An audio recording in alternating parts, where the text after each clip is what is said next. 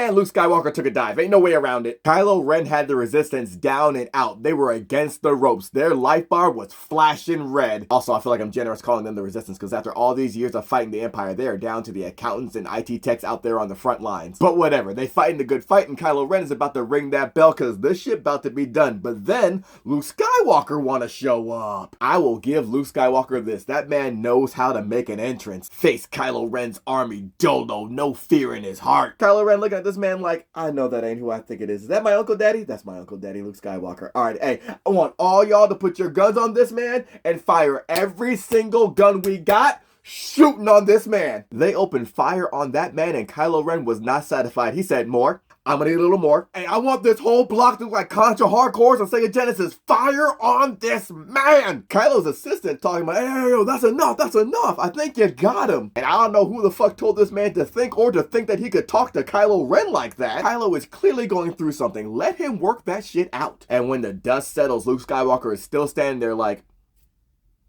Kylo said, open up the doors. I'm gonna go meet this motherfucker myself. The assistant tried to talk Kylo out of it like, hey man, don't get distracted. We're here to, whoa, God. And that pilot was the smartest man in the room because he said, yep. Got the elevator going down for you right now, Mr. Kylo Ren, sir. Kylo Ren went down there and stepped to his Uncle Daddy Luke Skywalker man to man. Kylo said, so what you doing here? You here to save my soul? Here to say you forgive me? Skywalker told that boy, nah. Kylo Ren dropped the jacket saying, shit, I've been waiting for this. That man drew his blood gang lightsaber. Luke Skywalker saw that, said, hey, we crip walking today, drew his saber. And all that was missing were some ringside announcers and fight analysts because this is a fight we've been waiting for 30 years to see Luke Skywalker come back. They staring each other down and the tension is thick. Kylo said, I'm gonna run at him and swing. Man held that saber underhand and took a wild haymaker swing at Luke Skywalker. I don't think I've ever seen anyone throw a haymaker with a lightsaber before, but that's Kylo Ren. Luke said, okay, well, I'm gonna dodge that and that. And here they are staring each other down again. It's quiet, but they are shit talking with their facial expressions. Luke got a look on his face like, the fuck was that? Kylo Ren looking at him like, shut up, I hate your beard. That boy Kylo runs up on Luke again and just goes Ken Griffey Jr. with the swing. Kylo Ren fighting like Nightmare from Soul Edge. My man is doing big swings, but hey, I'm with it. But Luke Skywalker isn't, and he just leans back and gets out the way. The knees are still good. Kylo saw him get out the way and said, what the fuck is this? Tried to come down with it. Luke's like, no.